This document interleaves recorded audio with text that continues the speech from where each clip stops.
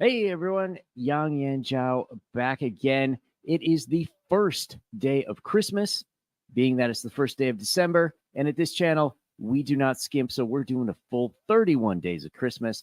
And to start it off, we have a very special guest,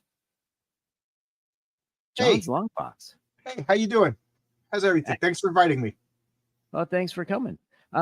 So I've had this show on and off at various times for like 4 years. Oh, okay. And I have to say that in the year, so I more or less took off about a year, started coming back last summer, and I come to find somebody else has an interview show, and it's pretty darn good. Thank you. Um, Is that you so know? I assume you talk about somebody else. Who is no, this no, guy? Who it's is this guy? you. It's you, Oh, thank believe you. it or not. So one thing that I was wondering is, have a lot of creators on, and they always have their origin story. But what motivated you to go from average comic fan, or perhaps even super fan, to saying, I should really start having people on a YouTube channel and talking to them? Oh, pretty much COVID. I'm a pretty outgoing social guy, and I would, I'm also, as you can see behind me, I'm into board games. So Mhm. I'm always inviting people over and everything. My wife is the exact opposite. She's an extreme introvert, but I'm always inviting people over, like whatever. But during COVID, I was living in the five boroughs of Manhattan, Queens, and it just got weird. Everybody was working from home. All the restaurants were closing, and I'm a construction worker, so I hate this term because I just feel I was an essential worker, so I never stopped working. I was working on the infrastructure of the bridges and things like that. So I was Mhm. going to work. So to me, life was going on, except I wasn't hosted. So I was just getting. My wife was working at home, and I would come home, and I would have to be quiet. It was a small apartment in Queens, and can't mess up my wife. She's working, so I'm like, oh man, I Mhm. was just getting frustrated, and then I'm not even joking. My favorite Chinese restaurant closed. I was Oh living in no. Flushing, which is famous for Joe Shanghai's soup dumplings. That's like Mhm. when you go to Flushing, everybody's like, "Oh, you're gonna go to Joe Shanghai?" It closed. So it's funny because I went through the 5 stages of denial or grief or whatever you call it. So I was like, no, no, no. I actually drove there. I picked up my friend Jeff and we drove to the rest, and you could see like everything was torn down, wires for the, and I got all emotional, and my wife was in the car also. I just said, what are we doing? What are we doing here? Like our friends aren't coming out. I'm paying rent. The restaurants are closed. You know, and it's expensive. I didn't mind spending New York City rents for when it was bustling and a place to be. So we went and we moved out here out in Suffolk County, Long Island, got a house, and you know, uh, I've always all my comics and everything has been in a storage unit, miles and miles away. So I would read a bunch of comics, fill up a long box, drive to the storage unit, sort, you know, and whenever I was like, I think I want to read that old Fantastic Four, I'll on a Saturday I'd have to drive miles to and so it was a pain in the neck. So long story short, we bought a house and I fixed up the basement. I took everything out of storage. I'm trying to look for my picture of my comic book room because I'm always showing off that. I'll send that to you too. And Yeah, I and for anybody who's watching, if you go to John's channel, and there's a link in the description to this video, oh, thank you. there, go check out some of the earlier videos, and you actually can see him putting the room together. It's Yes, quite an yes, yes. accomplishment. So I was I got my stuff out of storage and I was working. I'm a construction worker, so I was working on everything slowly. And I was like, oh, I got all my. So I'm going to start talking about. I wanted to talk about comic books, but I didn't know anybody in my new town. So I'm like, what's the next best thing? I'm going to go online with the hopes of someday making some friends that we could talk. Because at this point, I didn't know how long these lockdowns were going to last. I didn't know how long how crazy people were getting. I just knew in Queens it was like tumbleweeds were going down the street. Once I came out to Suffolk County, it was as if it never happened, but whatever. So I didn't know if I was going to be able to invite people to my house or whatever, because when you're in your 50s, it's hard to make new friends. So so I built everything up. I got a board gaming table, and I just remember I was like done. I'm like, I'm done. And at this point, I'm doing a daily YouTube video that nobody's watching. And then my wife was all teary-eyed. She was like, "Oh man, you built all this. You have everything." You know, and I said, "Don't worry. Now I'm hosting 3 game nights a week. You know, I got a whole group of friends, and now I'm, you know, talking to you on YouTube. You know, I did everything I want." And my wife just not laughs, but she's like, "I could never do this," because she's such an introvert, you know. But now, and I never thought to interview people. I just thought I was going to talk about comics, and then through the comments, I was going to interact with people like, "Oh, that Fantastic Four 42 or whatever. I love that comic, blah, blah." And then we were going to go back and forth in comments. And at this point, I always had an idea of like, someday I'm going to make a comic book, but I never thought it would, you know, come to fruition. So then, you know, I started meeting other people through YouTube of other comic book personalities and stuff. And RJ from the Fourth Age, I started listening to him. And I was just commenting in the comments. You know, he didn't even know I had a channel, and I guess he liked what we were talking about comic book collections. I was like, "Yeah, I got 55,000 comic books," and he was like, "What?" You know, so I just sent you a picture. Would you be able to put up the picture of my comic book room? So I sent him that picture, and then he just started talking to me of comics, and then next thing you know, he's commenting on my videos. I'm commenting on his. And I always joke that whatever RJ does, a couple months later, I do it. So, you know, he started interviewing people, and then I pretty much poached all the people that he interviewed. He had Chuck Dixon, you know, he had Mike Barron. So I was like, all right, these people are approachable. And then I'm talking to him. And then for whatever reasons, he stopped talking to people. And I like it. I like talking to, as you can say, all you did was say hello, and I didn't shut up. So I like talking to people. And that became like it was, my show was going to be like, your boy Zach over at Diversity Comics, he always said 1 10-minute video a day, and look how successful he was. So that was my format. I'm going to do 1 10-minute video a day, just talking about a comic book. Nobody else was doing it that I know about. Like, just open up a comic book, talking about it, and it was going to be like, where did I buy it? Where was I? What was going on the like you know, as if I was having a conversation with a buddy.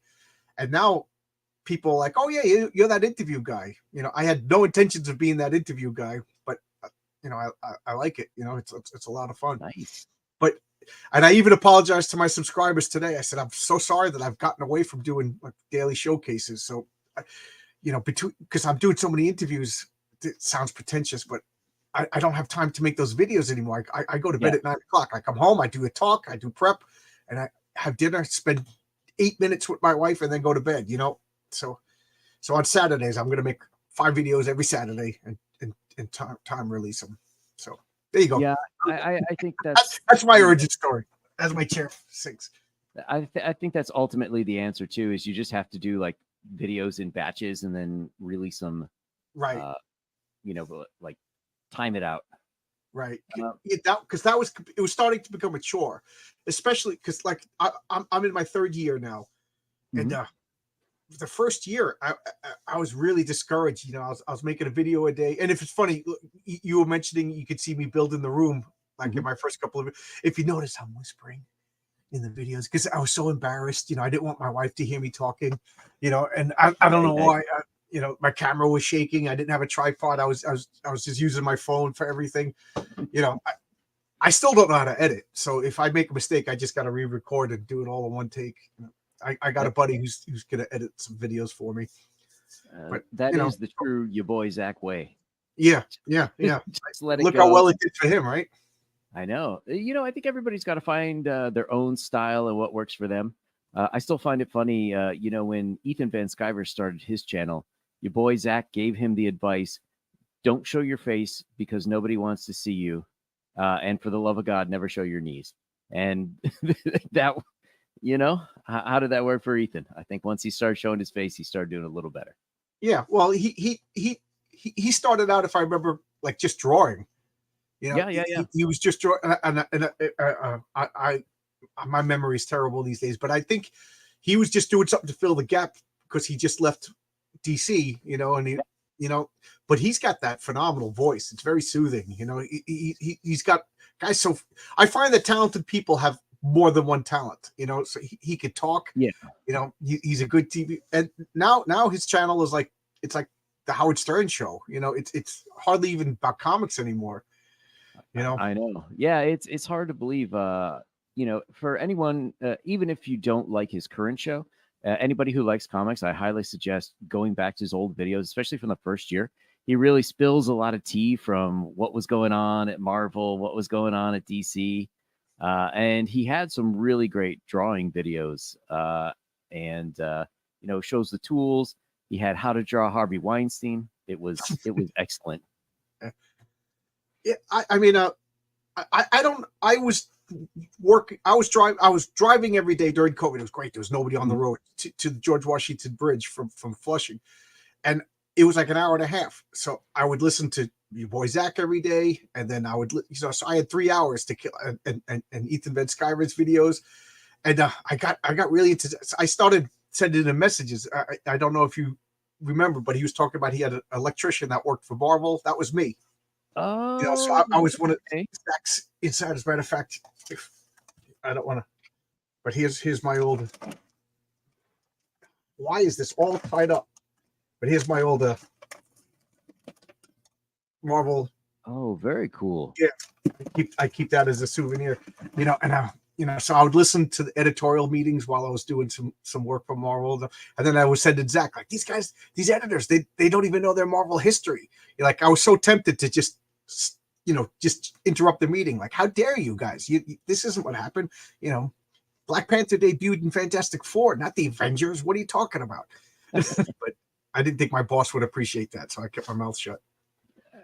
Yeah. So speaking of classics, like going with the Christmas theme, let's talk about the Ghosts of Comics Past. So what was it really about comics back in the day that excited you? Because if you're in your 50s, you were probably, like, my guess would be mid to late 70s is when you got in.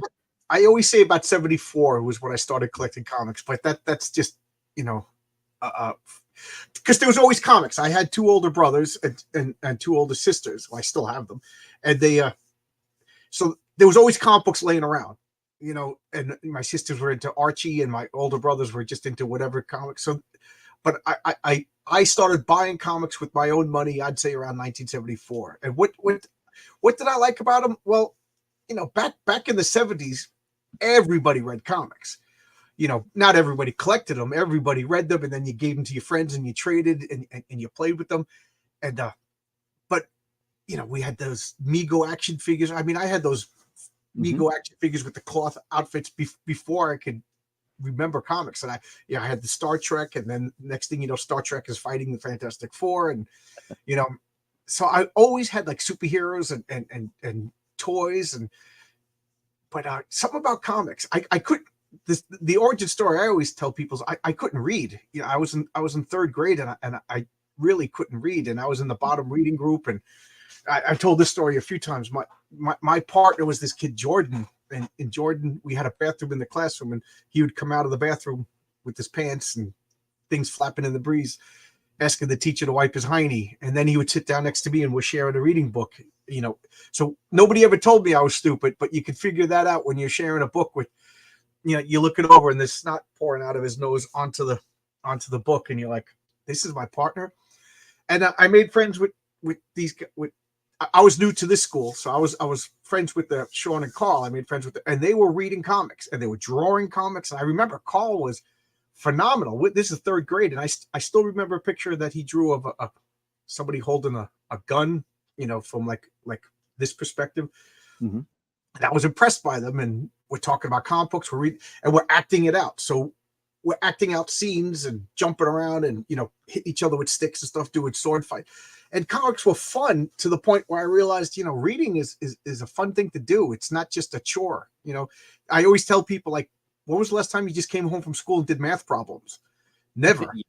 And so reading was just a thing you did at school. I didn't come home from school to do math problems. Why was I going to come home from school and read? That's the way I thought. But then reading became fun, and I got into comics, and they were just fun. And we're talking about around this point, it was like George Perez and doing the Fantastic Four and Sons of the Tiger, and Chris Claremont was on Marvel Team Up. This was even before the X-Men.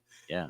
And there was so much fun. I remember hunting down Doctor Strange because that was a hard comic to get. So I remember, you know, I would sneak. I wasn't allowed on the buses, but I would sneak on the buses and go to the next town over to raid their candy stores looking for Doctor Strange. And then I found the Micronauts, Mike Golden, Bill Mantlo, Micronauts. Oh, you know, this is so good.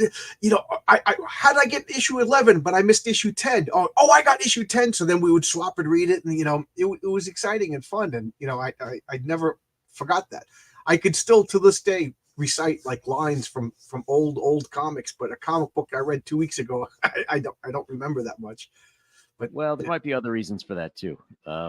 Yeah, getting old, or well, I also read them over but, because back then you only bought like 5 or 6 comics, you know, yeah.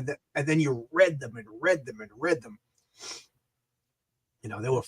I just love the imagination, the excitement, the stakes, you know, the characterization, and then of course this you know, we're talking like John Byrne and George Perez and Walt Simonson. These are just titans of artistic talent, you know. Yeah, doing full issues monthly. It was awesome. Yeah, that's the thing that you know, to me, when you compare to a lot of modern day artists, you know, even the greats who are doing indie books and stuff, they're not coming anywhere close to the monthly work that people were. Right. I mean, it's you know, now if somebody's doing indie books, maybe you get one a year, maybe it's 3 years between when you get books. And just to think at how many top industry professionals were belting them out month after month, it's just amazing. Yeah. Well, they also had, you know, like they had a whole team. John Byrne had somebody else inking him. Yeah. You know, and then somebody else lettering and coloring. You know, like, you know, I'm trying to crowdfund a comic right now. Like, I got one guy writing, another guy. I mean, I'm writing. I got another guy drawing and another guy coloring. But just a lot of these guys are doing it all by themselves. It's impossible to do it monthly, you know. And then let's face it, a lot of these guys have full-time regular jobs too. So that I don't begrudge it being late. Like, you know, you know, I feel like once every couple of months is fine to keep the interest. But years between issues, I lost interest. So what you're showing right here, thank you for showing this. This is page 2 of my upcoming comic. I'm right. The title is called Heroic Tales, because I didn't want to name it after a character, because I'm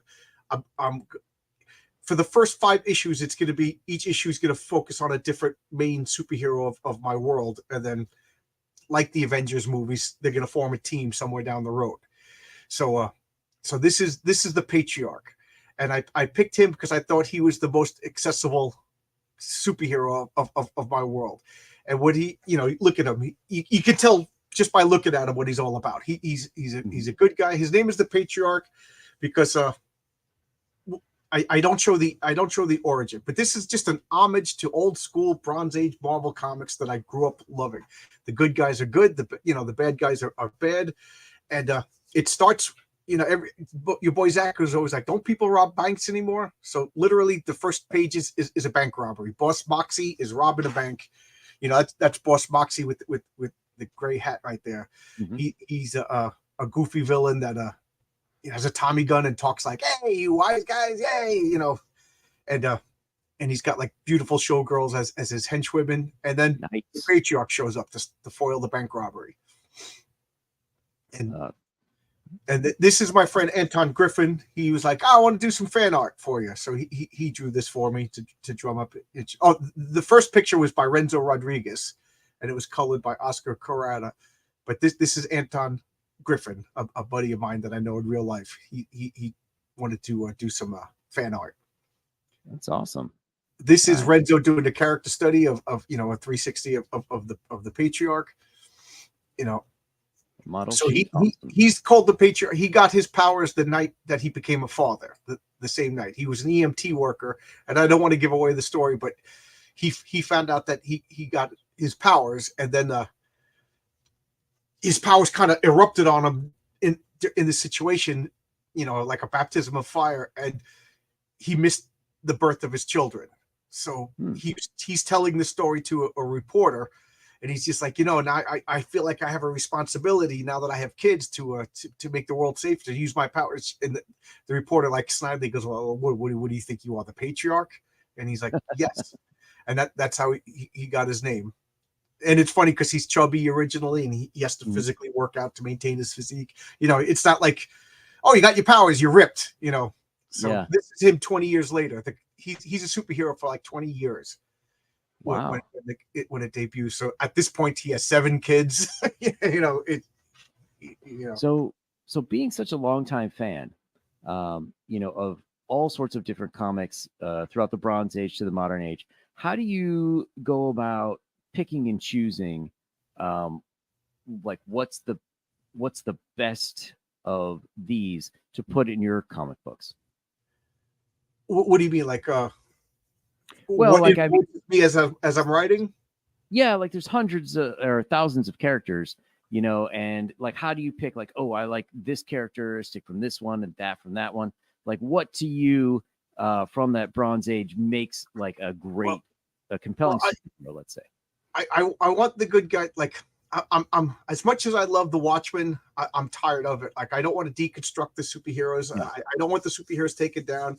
And I know Garth Ennis with the boys. Garth Ennis doesn't like superheroes, so he wrote the boys kind of like as a, aha, I'll show you super. So and yeah, I'm tired of that. I want the superheroes to be good guys. So it's kind of like old, Silver Age, DC, Bronze Age, Marvel. These guys are good guys. If Blue Sky superheroes. So the Patriot, there's nothing sinister about him. There's nothing like he's not like when the camera's not on him, he's like, I fooled them. My master plan is, he's a good guy. But there is darkness in the world. And in the 3rd issue, like I said, each issue is going to have a different superhero. So the first issue is the Patriarch. The 2nd issue is going to feature the origin of Mary Sue.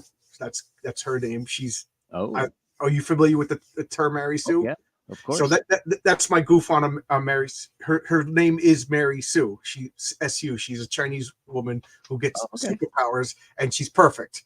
So it's kind of goofing on the whole concept of a Mary Sue. So nobody's gonna suffer like Mary Sue. Like, she's perfect, but yet does everybody the spirit's gonna have like take it easy on this girl, And then the 3rd issue is going to be the Raven, and the Raven is my homage of like Batman and the Punisher. So he's the darkness, and I want to show you that there is darkness in my world. That there is consequences, and there is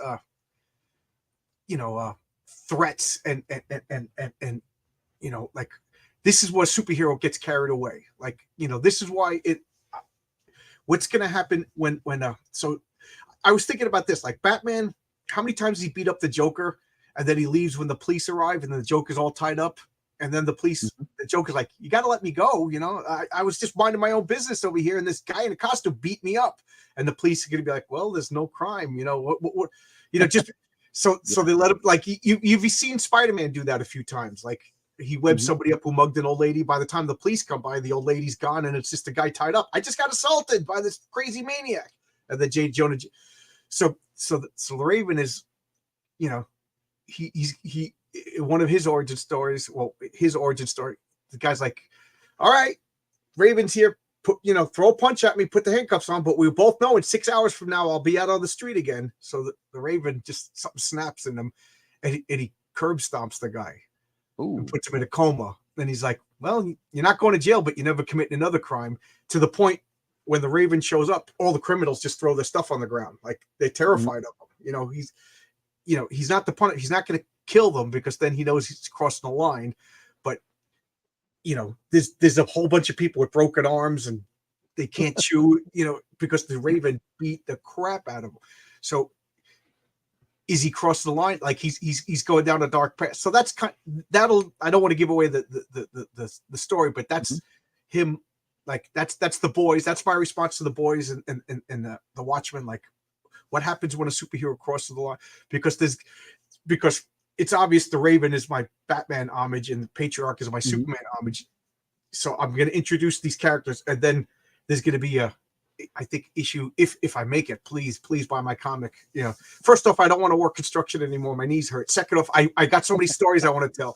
Like around issue 7, they're going to team up. It's going to be like a Brave and Bold issue, and I don't want to give it away, but what happens when the ultimate good guy meets a bad guy who's like, okay, we just solved that crime. What do we do now? And he's like, well, we break his arms. You know, he's tied up and defeated, but we break his arms. What does the patriarch do at that point? You know, you know. So, because I see Captain America beating the Punisher, and like they're saluting each other. It's like, no, Captain America is going to throw his shield right in Captain Punisher's face, you know, and be like, sorry, Frank, you know, I salute your service. Thank you for serving, but you're going to jail. You're a psychopath, you know.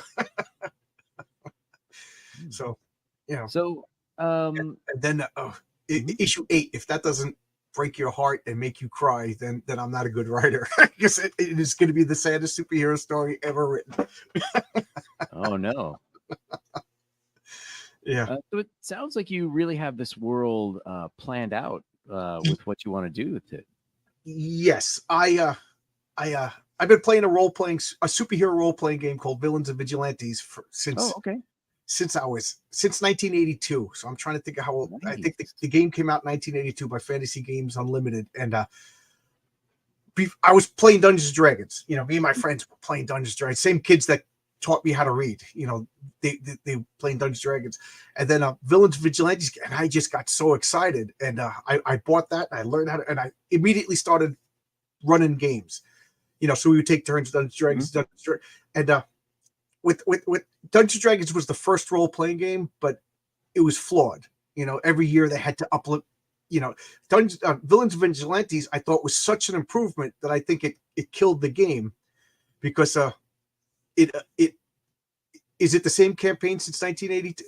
Yes and no. If you really want me to get geeky, I could get geeky. You know, I'll get to that War Comics review, but the game is so much better that you didn't need supplements, it didn't need updates, and I think that killed the game, because you bought the rule book for $5 and that's all you needed. You know, with Dungeons and Dragons, it was like perfect. It was like purposely flawed so that you needed to buy other products. So nobody ever heard of this game except for old timers. And we played, and then I adapted the rules to fantasy and Gamma World and stuff like that. And then I married that's my multiverse. You know, so there's the superhero world, and then if your universe is over here, like, so there is a multiverse, but every universe is unique. So if the patriarch dies, you're never going to see another patriarch, because, you know, even with all the infinite other universes, because of where they are in my universe, law and chaos and whatever, there's never any replication. So to answer me and my friends, we played, and then in college we all split up and went our different ways, and that was the end of that universe. And then when I moved back to New York in 1999, we started playing again, but it was 2.0. So from 2000 to now, it's been one long campaign. And but we brought, in one of the stories, I brought back all of our characters from when we were 12, 14 years old. And it was funny because they were like talking and acting like they were Silver Age DC characters, like, you know, but in like a Bronze Age Marvel realistic world. It was a lot of fun. My friends appreciated getting to finish off the stories of their original characters, you know. It was like the Last Action Hero. Like, they thought they could do super, because we didn't know the rules when we were that age, and there was no concept. Well, yeah, that's cool. You do roll the dice. Yeah, that's great. So it was funny. They were trying to do stuff, but now we were adults who knew how to play the rules a little bit better. So they were trying to do funny things with their powers that they couldn't do. It was fun. So, you know, as a guy who I've seen, like, you had Fabian Nicieza on. Yeah. I can't believe it either. A week or two ago. So you've got mainstream guys, you've got a lot of indie guys. Where do you see, let's say, American/Western comics heading in the future? Because it seems like we're heading into a storm. Yeah, my prediction.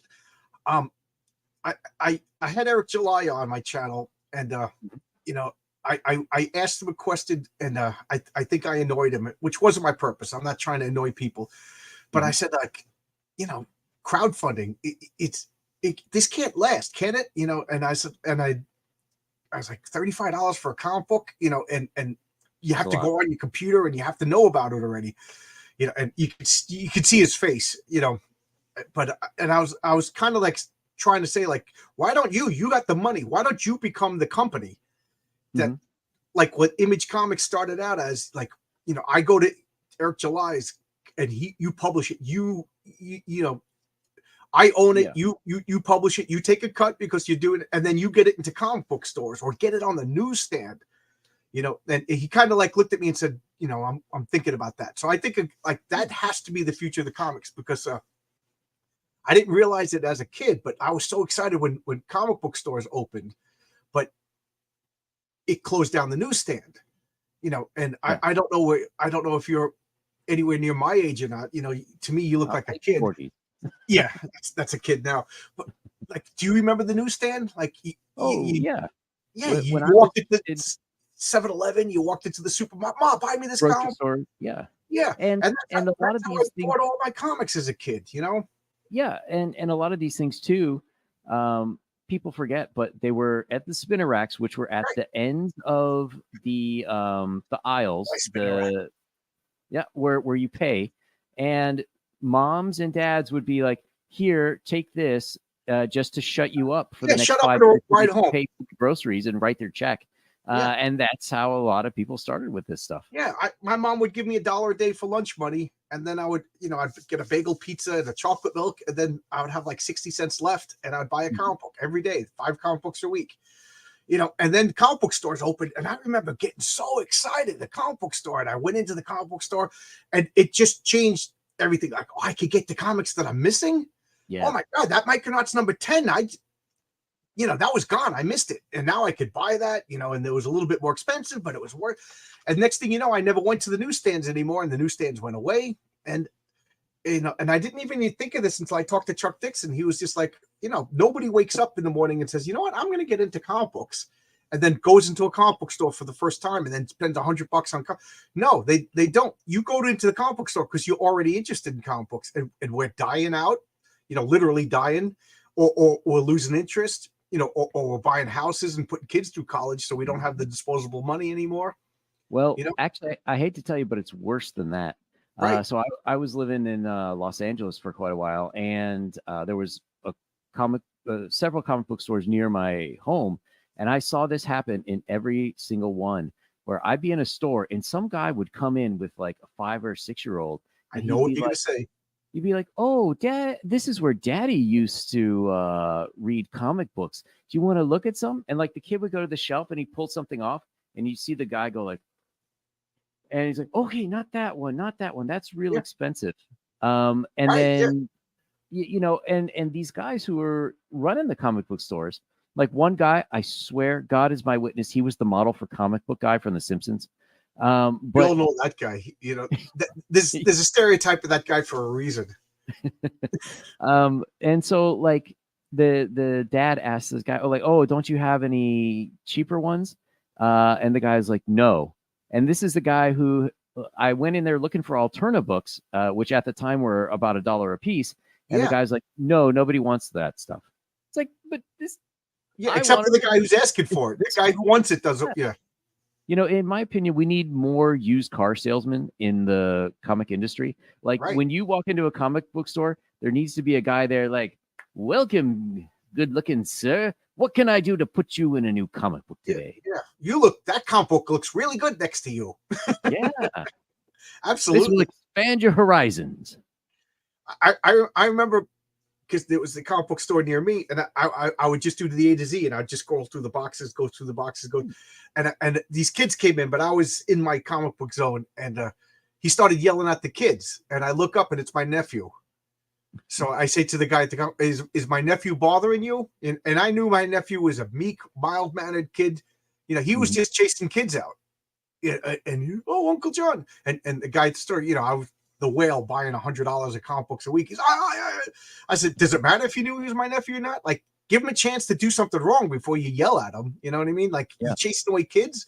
This kid's 12 years old. He'll buy comic books for the next 40 years. If but you're right. Comic book. There's a reason why comic book people have that stereotype, Yeah. And the other thing that's unfortunate to me is comic book stores only work when the newsstand is around, because you need something to get people's attention, some way for them to bump into these books. And then, like once you sort of start growing out of Spider-Man a little bit and you want something a little more mature, or you're like, "Oh, I really want to get these back issues," like that's when people would start going to the comic book store. Yeah. Again, to use the drug dealer analogy, the newsstand was the guy in the corner. Hey, the first hit's on me, you know, Yep. and then you get addicted. Then you go to the drug den, you know, the opium parlor or whatever, you know, because let's face it, most comic book stores were dirty and dingy, and you know what I mean. They were extension of your hobby. You know, very rarely were they, you know, real business people that just wanted to open up a store. They were like a guy who's like, I can get cheap comic books and avoid working for the next 20 years. You know, living the dream. And I remember one of the guys by me, he actually lived in the comic book store. I thought he was so cool. And, you know, now I'm 50 years old, like, woo! Like, yeah. You know. So do you think that that's possible to go back? Because we've had recent examples, like we've had the Brightwisers with Allegiance art try to get into Walmart, and there was some behind the scenes stuff going on that still doesn't entirely make sense to me. They had some contributed to the downfall. You know, you don't want to piss off Walmart, but I'll never say anything bad about Allegiance Arts, because they were literally the first people to ever reach out to me, and I think they were the first guests on my show, because nice. I did a showcase on one of their comics, and they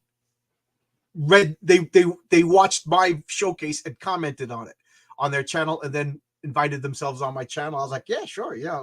So I'm very loyal to them, but I think they were excited to do it. It was an experiment, and I just think that they were a little bit naive with sharks like Walmart, you know. Yeah, so that's what I think. I don't think there was any ill will. Walmart made demands on them that once you signed that paper, it was like the devil, you know. You okay, you know, pray we don't alter the deal further, you know. Yeah, and I think they didn't realize. They went in with starry eyes, but first off, those comics, Allegiance Arts comics, are the best comics coming out. They are awesome. So anybody who is hesitant because whatever, they're awesome comics. I kickstarted them and I bought them at Walmart because I wanted them to succeed. They are awesome comics, and I can't wait for them to come out, you know, finishing the stories. But that was a good start. You know, maybe it showed other people what not to do. You know, like, I mean, I wouldn't know it. If I was the first person crowdfunding, I would be the bad guy, because people are like, this guy took 3 years. You know, his comics look like crap. You know, now I'm literally asking people, hey, you did a good job. I want to copy what you did. You know, RJ interviewed people. I want to copy what you did. So, you know, maybe I'm a little bit more forgiving. You know, I look at what the Brightwisers, they showed me, don't deal with Walmart, you know. Well, you know, and you see a similar thing with Alterna Comics when they were with the convenience store Sheets a few years ago, and you know, talking to Peter Simeti, like there were all sorts of problems with the newsstand, with things like they had a deal where stores could return their unsold books, and he would get more returns than he ever shipped to a store. So you know, giving the, you know, that we see people trying to get back into a newsstand, trying to get the books back, but for various reasons they don't seem to succeed. Do you think that that's the way to go? Or I definitely think we got to get some sort of newsstand, but I think the old model might not work anymore. What I was trying to hint, like somebody like Eric July, he's the only one I could think of. You know, maybe the second richest is Ethan, but I don't think Ethan Van Sciver is interested. But like, you got to get somebody with money. And what they got to do is get like a nationwide company, and they run spinner racks, you know, in all the stores. You know what I mean? And ideally, they would be the people that actually make the comics.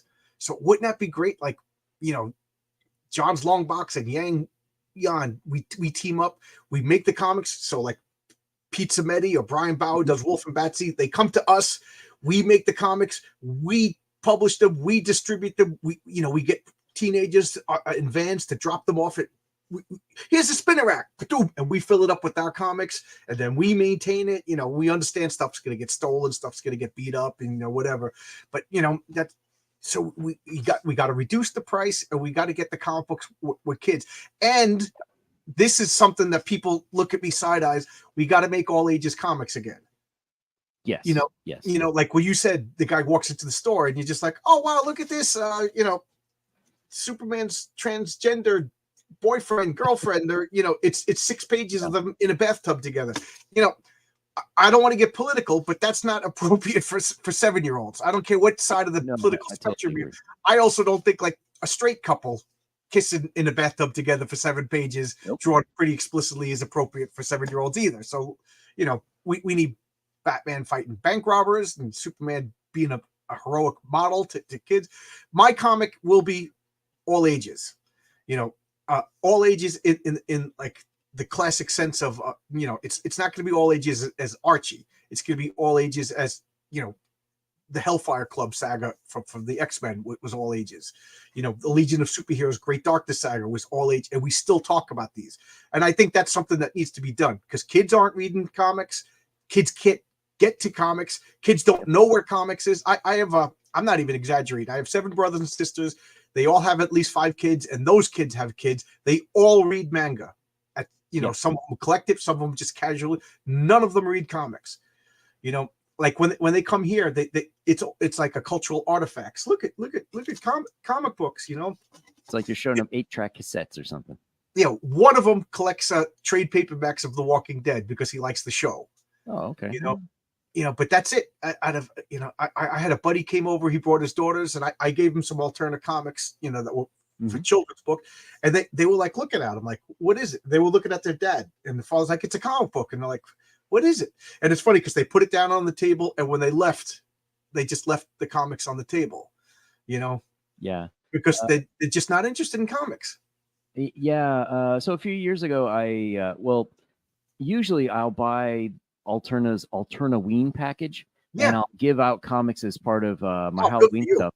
And I remember the first year I did it, I had these 2 girls, and of course I give candy too because I don't want my house TP'd. Yeah. But I gave them the comics, and they look very confused, and they start walking down the driveway, and their dad's down there, and the one little girl's like, "Daddy, he gave us magazines." And the dad was kind of looking at me like, probably thinking I gave him like some Jehovah's Witness papers or something. Yeah. And then he saw yeah. And then he saw the comics and he was like, "Oh, okay." But no, I totally agree. I actually think we need to get more comics on both ends. You need like stuff for kids, certainly, because you need that product to get people into the medium. But then, one of the problems, in my opinion, with like the Bronze Age stuff is that they never really went past a certain age. Like once you're past the teenage years, there really wasn't much for you. Unless you were going to get straight into the porn comics. So we need something where it's like, France will have like true crime and stuff that's suitable for 20s and 30s and 40s. The European comics are awesome. And you would talk about like they'll have like a creator, writer, one guy will do it all. And once a year, he'll come out with this oversized graphic volume. Yeah, I think that's great. This it doesn't just have to be floppies. I agree with you. There has to be all ages comics. That's to me, there's no argument there. You have to make comics that kids will enjoy. But like when I say all ages, like we got to remember that the Wizard of Oz was all ages. Harry Potter was all ages, and I read that as an adult and I enjoyed it, and kids obviously enjoyed it. That doesn't mean dumbing it down for kids. And then graphic collections, oversized graphic collections, trade paperbacks, all that stuff. So I think you should get cheap. Like the model should be like those.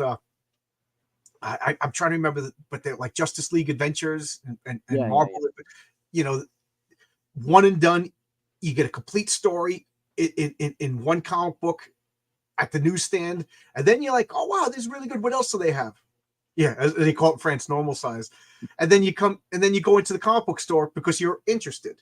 Because, like I said, nobody just wakes up and be like, I'm going to go mow the grass, and then I'm going to get into comic books. Like, when was the last time you walked into a stamp collector's shop? Oh look, a stamp collector shop. I think I'm going to start that hobby now. I personally think what I call a high-low strategy is like crowdfunding as it is now, I think is about to change where people are going to want to see a finished product. But I think if you offer a higher quality product, meaning more pages, like graphic novel size on higher quality paper, and then like. So I'm doing it wrong. I want to make a regular floppy on newsprint.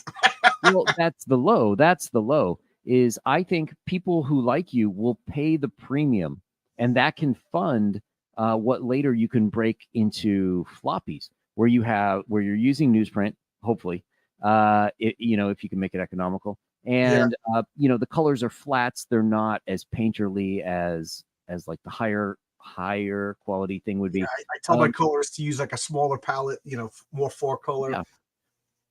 So, I think in that way you have like the prestige product where you're making better margins, but then you have the lower cost product that you need to bring new people into the market, because nobody wants to take a chance on a $35 book, but people will take a chance on a $2 or $4 book. Right. I'm amazed more people aren't buying Alterna. It's $2 a comic, and they look amazing. They look great. You pick up They're Wolf Batsy. It's just glorious. It feels right. It looks great. And then Brian is a great guy, but that's besides the point. And then Horace H. Hoover. Oh yeah. It's first off, I love that occult investigator. That's but if you're into fantasy, they got Blood Realm. Such great comics, and Wes Locker is doing a Unit 44. Like it's actually a funny comic, because I'm real harsh on funny comics, because funny comics has been like, it's Superman instead of Superman. Why isn't it funny? I change it. Yeah. Like Gru to me is the gold standard of comedy comics. The situation, the characters, So for whatever, I'm getting off the track, but alternate like that should be everywhere. Every store should carry them. Yeah, that should be, in my opinion, comic book stores, if they want to stay in business, they need to have a welcome to comics packet, which Absolutely. is something for kids where that you want to have low cost. So if you're doing, you could also do reprints of old Marvel and DC books that they sometimes sell for around $1. You have that stuff, plus you have Alterna stuff, and then maybe you'll have a few, like I know there's a Frozen comic and like some of these other Disney properties. Yeah. Why isn't Disney went off the rails? Owns Marvel? Why aren't they making, that with Scrat running around trying to catch an Eggcorn comics? You know what I mean? And well, first off, they got to get rid of all these political agenda people. I lean towards more the conservative. I don't want conservative comics. I don't want to pick up Atlas Shrugged the comic. I want to read a comic book about a superheroes. Like the last thing I want to do is I don't want I don't want my politics. I don't want his politics. I don't know what your politics are. I don't want that. I just want superhero action. Yeah. So got to get rid of all of these people that like, you don't like my politics. Don't buy my book. All right. How about we don't hire you either? And yeah, we got to do that. Like you said, make them affordable, get kids interested. And then, I think the ship has sailed as far as Marvel, because the Marvel movies seem to be winding down. But I remember like my buddy who owned the comic book store, he said it happened weekly that he would, like you said, a parent would come in. When I said, I know the story you're going to tell, I thought you're going to tell this story. Like a parent would come in with the kid and be like, oh yeah, we just came from seeing the Avengers movie and he really liked Thor. Okay, here's a Thor comic. And oh, it's about a woman with cancer. Okay, I don't want your kids to read more than the story about a woman with cancer. Yeah, and then okay, well, let's get Captain America. Oh, this is some different guy. He's a black guy who doesn't look like the guy in the movie. Okay, how about Iron Man? Oh, it's a teenage black girl. Yep. Okay, how about we just pick up some Pokemon cards and never come back? Okay, he said that happened every week. Why was Marvel not capitalizing on these billion-dollar successful movies and making comics with accurate like Thor movie just came out, and then you change it to cancer-ridden Jane Foster. And then they make a movie about it, and it sucked. To the point where Chris Hemsworth said, "I'm not making another Thor movie if you're going to treat me like this." Yep. Well, the interesting thing to me too about that specifically is, I don't know if you've ever been to Japan or talked to anyone who lived there. Go to Japan. Well, in the movie theaters there, they sell like you have playbills. They will sell those for movies, and all the movies that come out, they'll have merch.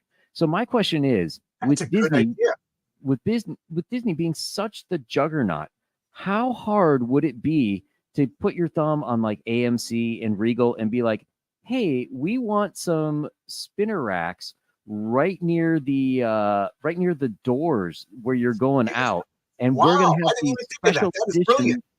Yeah, have special edition Iron Man, special edition Captain America books. All they got to do is reprint some old stories that they've already paid for. Or they could just make some generic, like Marvel superheroes. That title that just came out, one and done, a complete story. Yeah. In a nice animated style, like the Batman animated adventure style artwork. So you don't need the top of the line guys, and explosion at the bank. Let's go, Avengers. That would have been awesome. That's a great idea. How much you more thought of that? Why aren't the guys running Marvel DC thinking of that? Wow, I'm mad I didn't think of that. That's brilliant. Well, they don't care about comics. That's the thing. For them, comics. it's a stepping stone. Like Marvel is like the entry mailroom position to get into Disney corporate. They don't care about comics. You're absolutely right. Chuck Dixon was telling a story that they had a magazine, a Disney magazine, and they canceled it because it was only selling 200,000 copies a month. That's my God, that's Batman.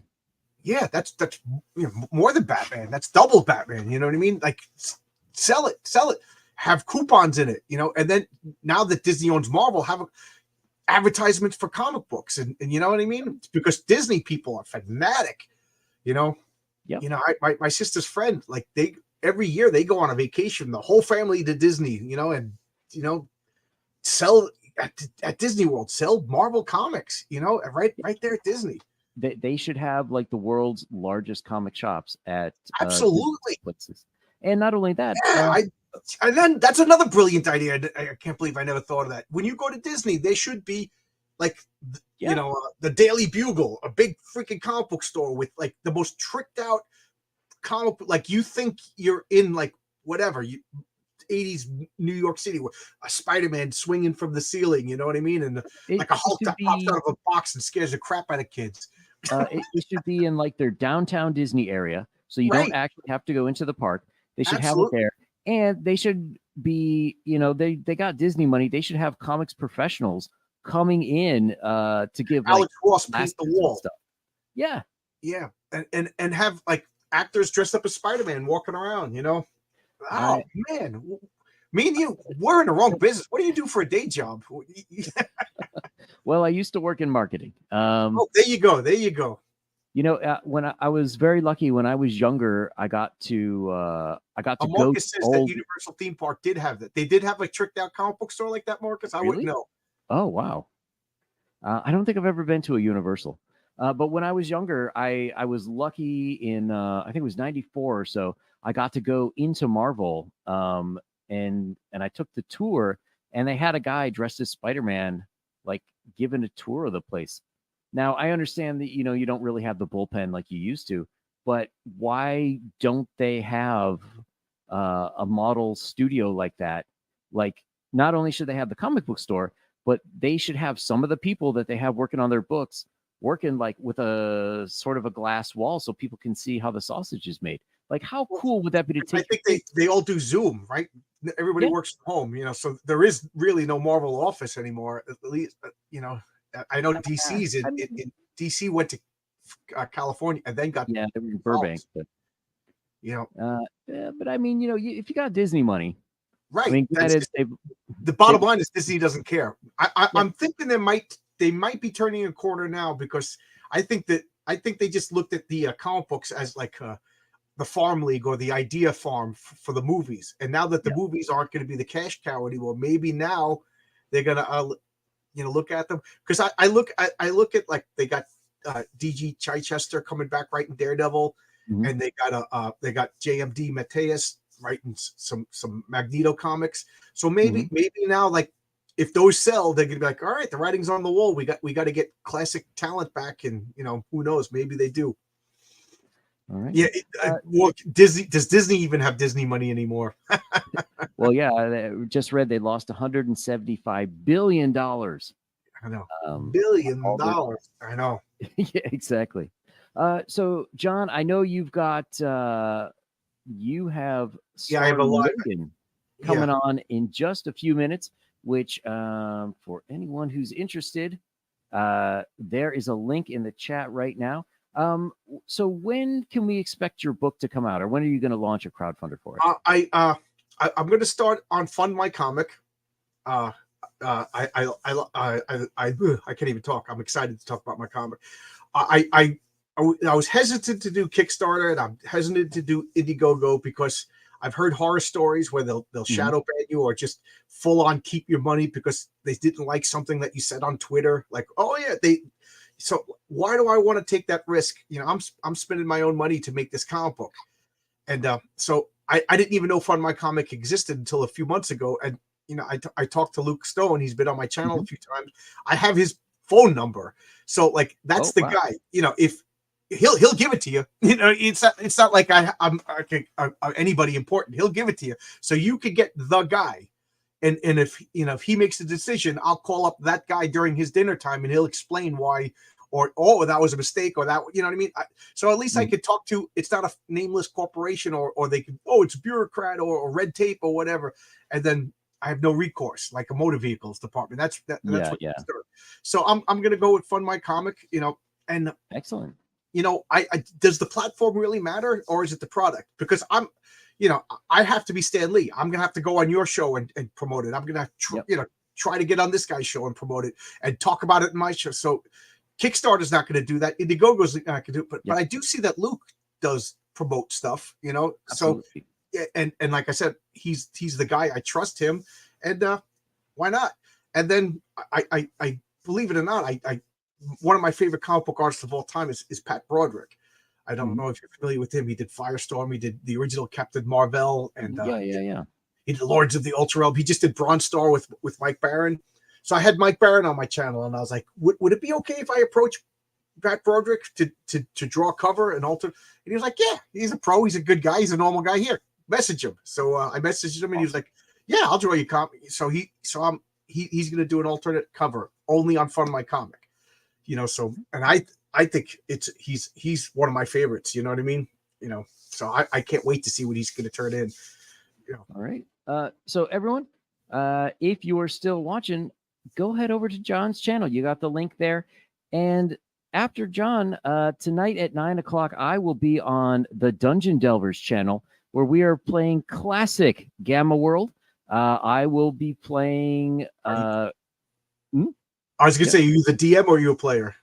I know. So this is the Dungeon Delvers channel. He's a guy who used to work for Gary Gygax writing modules. Wow. And every Friday he runs classic Gamma World. I will be playing Rex Dashington, human in a mech suit, for as long as he lives, which in Gamma World time is not very much. And also, the Nerd Council of Doom will return in a couple of weeks. This is a show where we have nerds talking about non-specific nerd issues. So we won't be talking just comics. We won't be talking just gaming.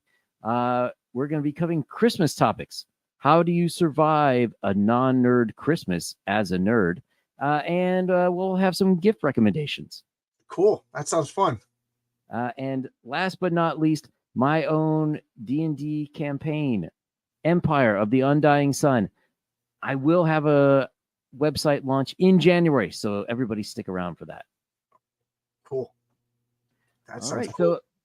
So everyone, good night. Thanks again to my guest, John. Thank you. Thank you for having me. This is fun.